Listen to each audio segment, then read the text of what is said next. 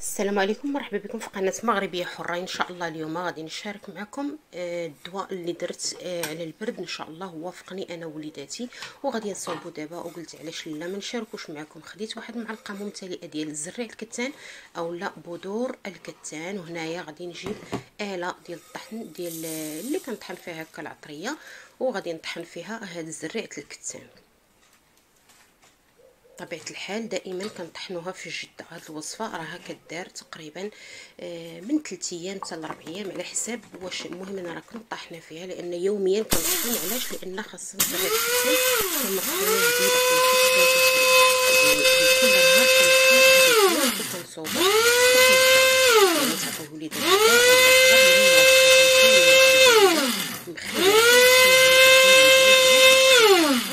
وصافي. هانتوما غتشوفوا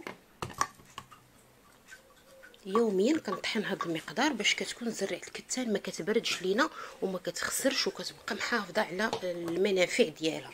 كيف ما تشوفوا راني دغيا كنوجد فيها وقلت والله تنصورها معكم. وبالمناسبه يعني نعاود نرجع معكم لان كنا طبعا في العطله وراكم عارفين.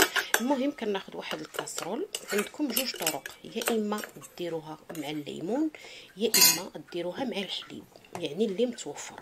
راها واعره بزاف وجدودنا كيعرفوها. انا متوفر عندي هكا الليمون، خديت كاس ديال الليمون. اللي ما عندوش الليمون غادي ياخذ كاس ديال الحليب.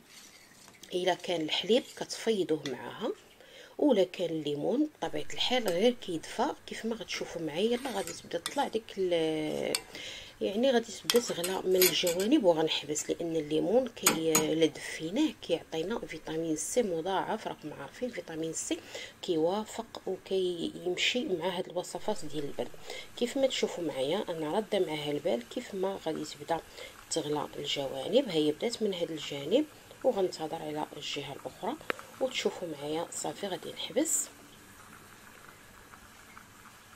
وصافي. غادي نصبوه في الكاس. اللي بغى يدير يحليه بواحد الملعقه ديال العسل اللي هو طبيعي. الا ما كانش راه هو كيجي لذيذ اصلا. زريعه الكتان راه لذيذه وبالصحه والراحه، وان شاء الله غادي توافقكم. وخليو لي رايكم في الكومونتير وكيفاش جاتكم. بالصحه والراحه. انا وافقتني انا وليداتي، ونتمنى انكم تجربوها لان كنا في حاله شويه صعيبه. جانا كلنا هذا الريح والحمد لله تشافينا وكلشي مشى للمدارس والعمل ديالو. وبالصحه والراحه والله يجيب لكم الشفاء.